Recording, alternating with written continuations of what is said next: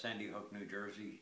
And we wound up, we did a lot of studies with a lot of the universities and different, weather bureaus, Sandy Hook Marine Labs and all this kind of stuff.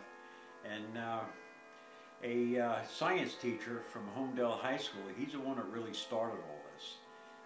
He wanted to come aboard our vessel and see how we would do studies, because we had been involved in water quality, plankton studies and all this kind of stuff.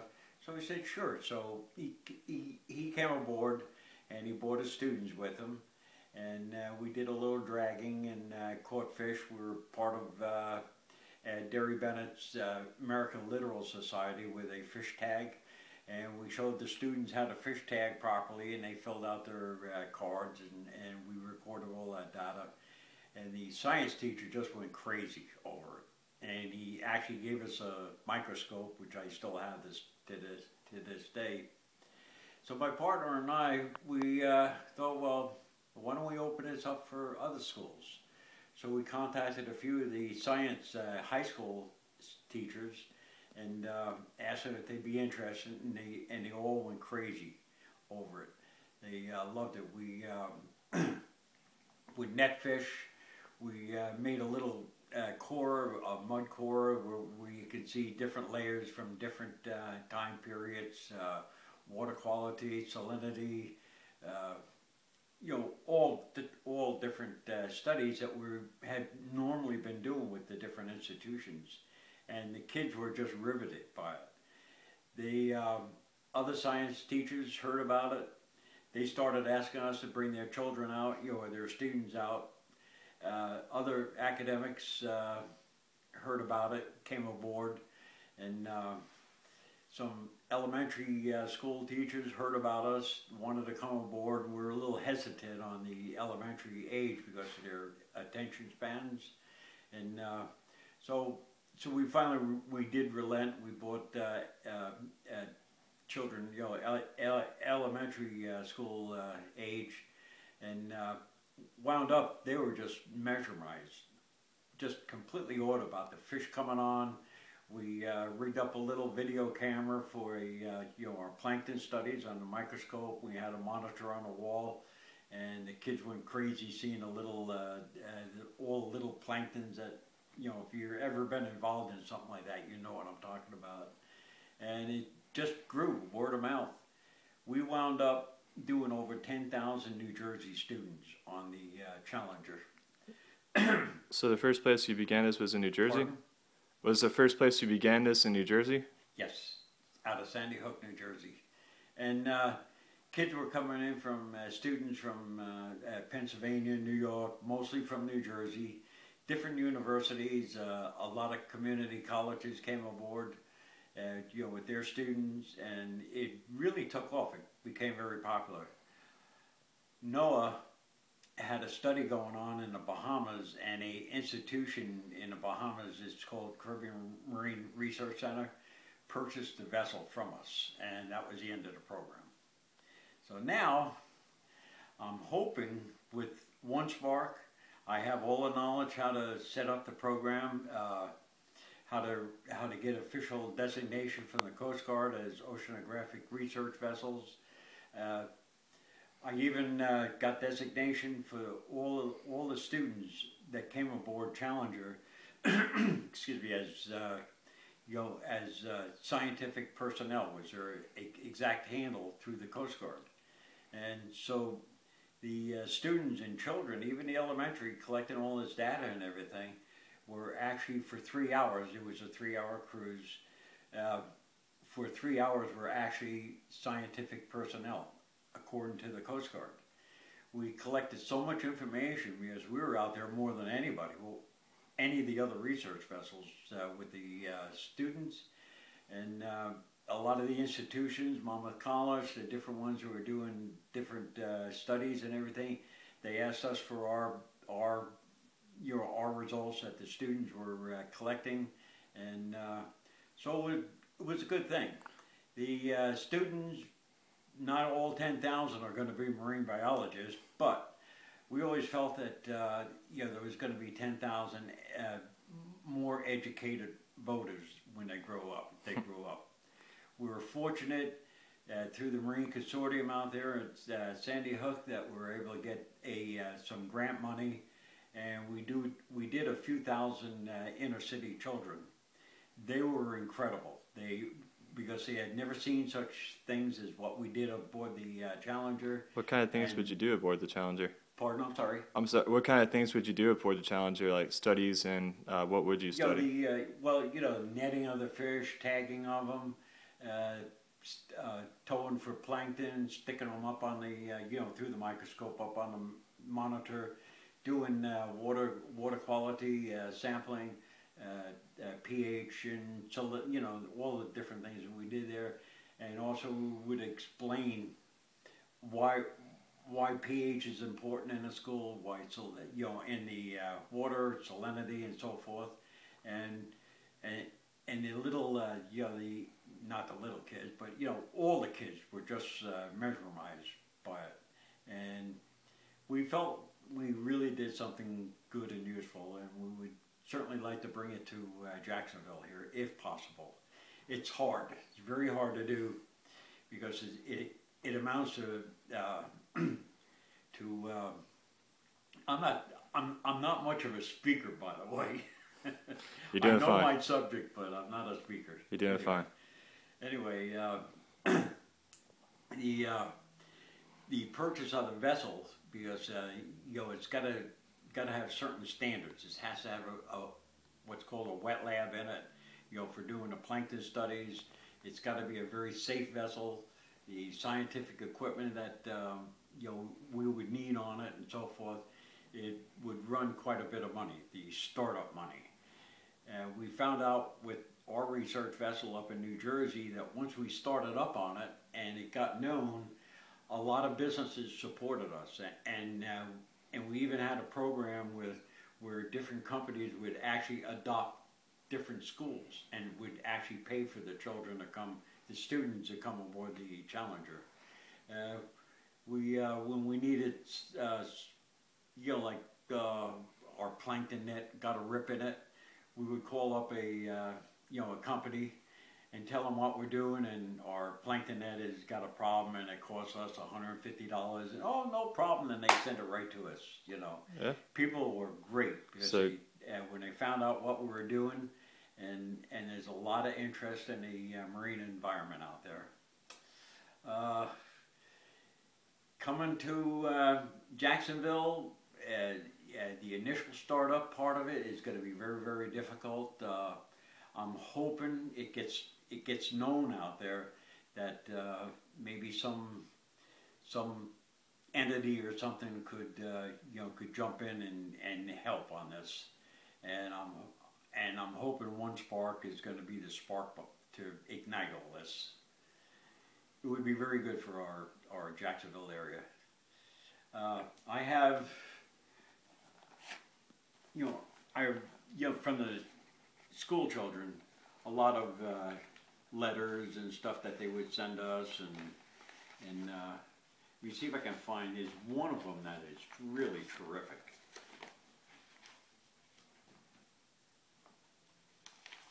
And of course I have it on the front, but what the student says, he says, I want to thank you for allowing us, and it was a 6th grade class, to go on your vessel.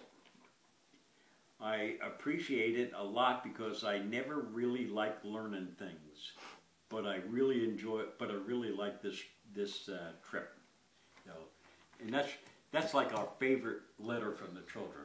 Yeah. That she never liked to learn things, but she loved this, and I have all kinds of other letters from students, and I even have some pictures. You're not asking me very many questions there, young man. Well, I was just letting you talk for a moment, so I'll start to ask my questions now, I guess. All right, so you mentioned that you wanted support for One Spark, so what kind of support are you looking for? Are you looking for a new vessel or funding Yes. to receive it? We do not have a vessel right now. We would need something. It would have to be like 50 to 55 foot. We would need an A-frame on it for towing nets, also for collecting bottom samples, and also the legal part of it, because we would definitely want to make this a not-for-profit thing. Anytime that I'm involved in it or anything like that is completely volunteer on my part.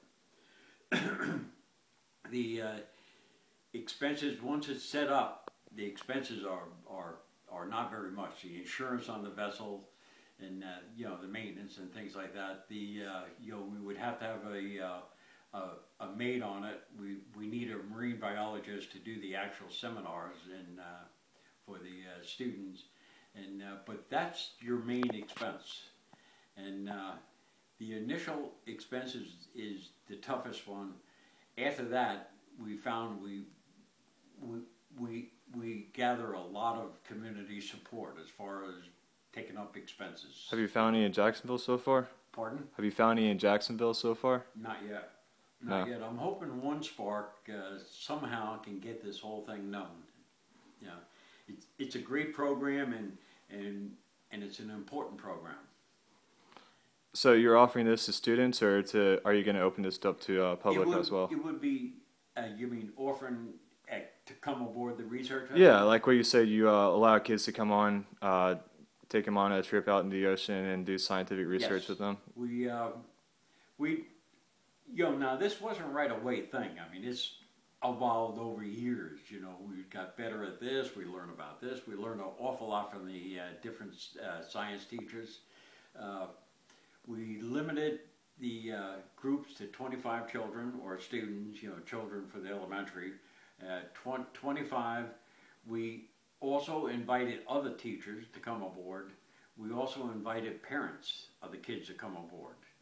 We limited it to like 5, but we wanted the parents to see exactly what we were doing with the students, and we wanted teachers from other academics to realize what we were doing aboard the Challenger, and it turned out great.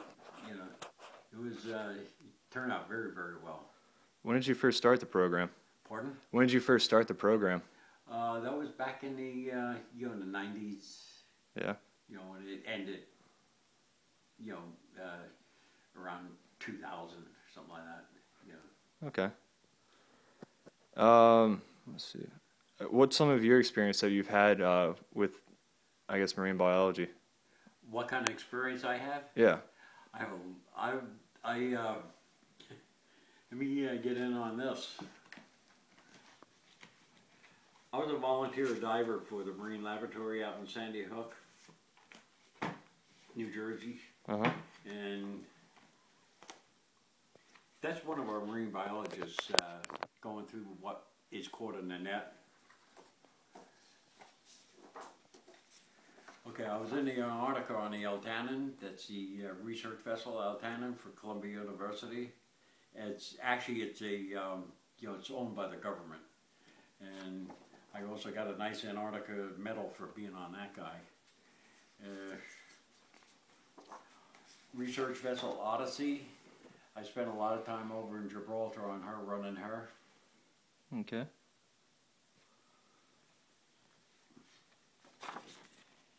And this one is actually owned by Columbia University, Lamont Geological Observatory, and it's research vessel Vima.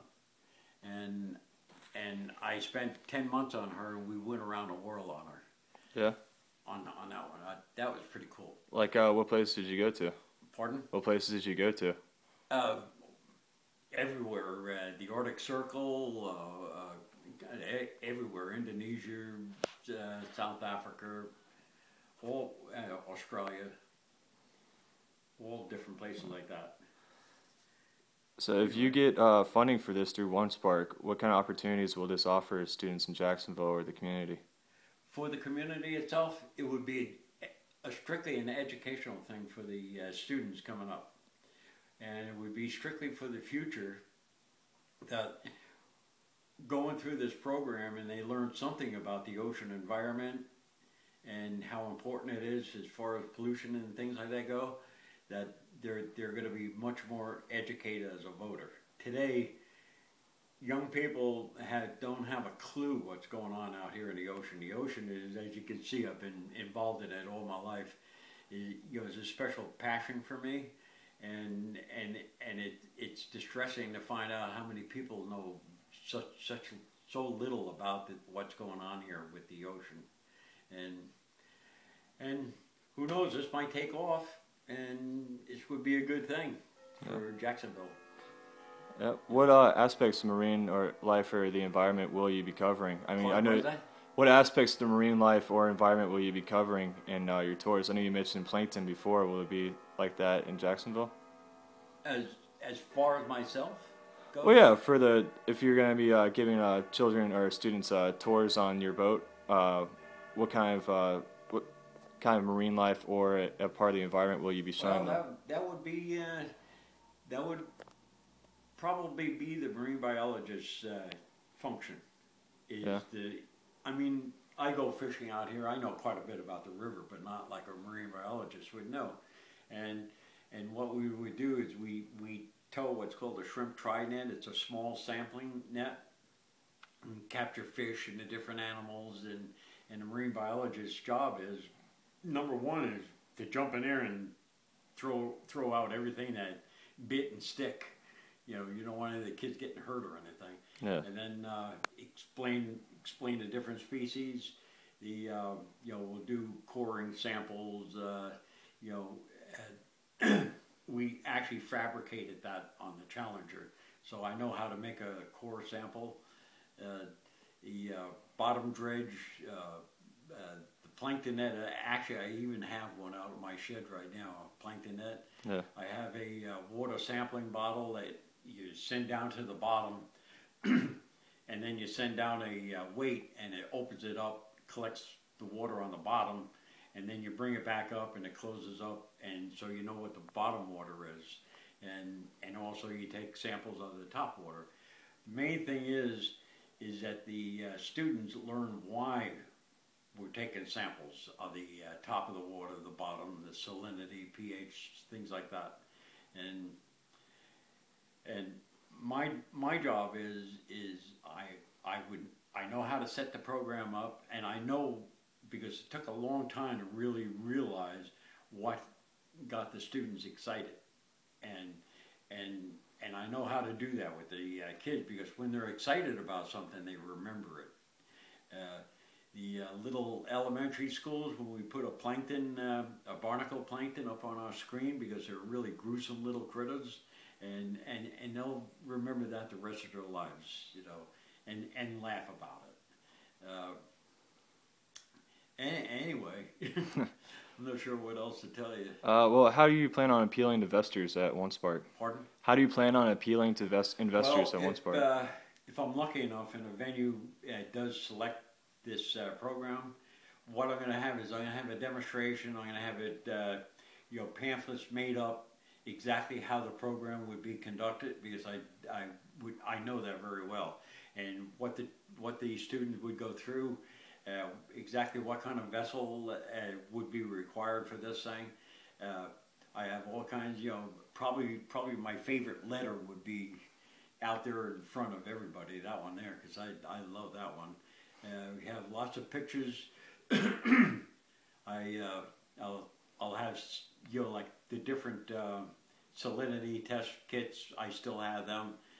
pH test kits for ocean water. Plankton net, I'm sure it's running around in there somewhere or other.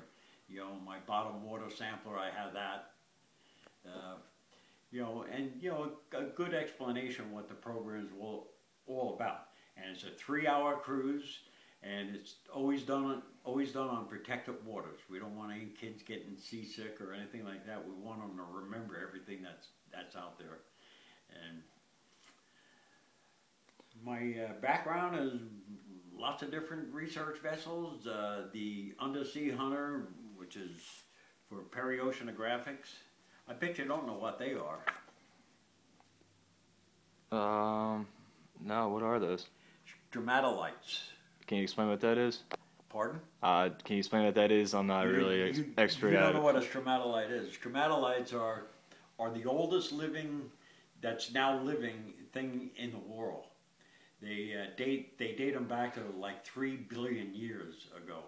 So pretty much the start. Pardon? Pretty much to the beginning of the Earth, then. They only found them in Australia, and when I was down there, when the Challenger got picked up by Caribbean Marine Research Center, they also hired me to captain it for a year down there. And part of it was they found stromatolites down in the Bahama Exuma chain, and I have a little hobby on the side about taking underwater pictures, and that's a picture I took of the stromatolites, which is really neat. If you've never seen the oldest thing in the world, that's right there. So what kind of vessel are you planning on getting if you are funded by OneSpark? No. It would be strictly local. It would be, in the St. Johns River, where it's nice and calm. We don't want any of the children or the students to get seasick, and we don't want to have to go far away because we want to spend our 3 hours going through the different tests and studies that the kids are going to be doing. If it happens, but anyway, and if there's anybody out there that's really interested in the ocean environment and wishes to be involved there, I certainly appreciate it.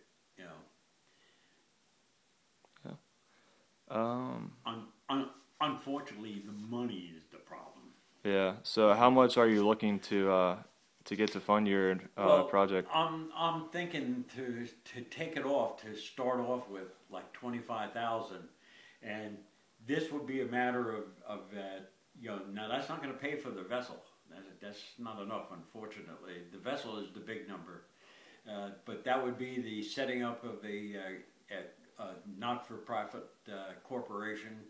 If we're not-for-profit involved in the ocean environment, I would have to research it more, but I understand that the United States government that has different NOAA vessels and everything that they give to the public, and they always put it up before they actually sell them. They'll see if some not-for-profit unit would like, that's pretty iffy, but I would investigate on that, and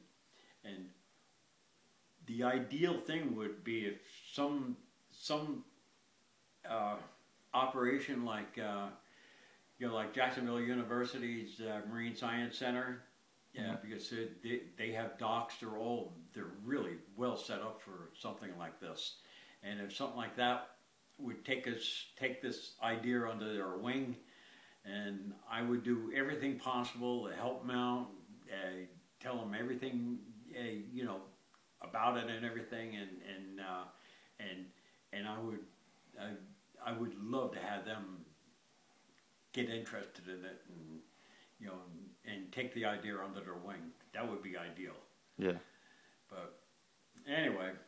Well, is there anything that you'd like to add to the OneSpark audience or to investors? Well, if the OneSpark folks, now, number one, I'm a lousy speaker, and I know I am, okay? But I hope you kind of get the gist of what I'm trying to do here, and it is an important thing. It's an important thing for our youth, and if you could vote for my project, every vote would be a major big help. And a little word of mouth, and if any of you are out there that's involved in this kind of thing and would like to join me in this endeavor, I would certainly appreciate it. Thank you. All right.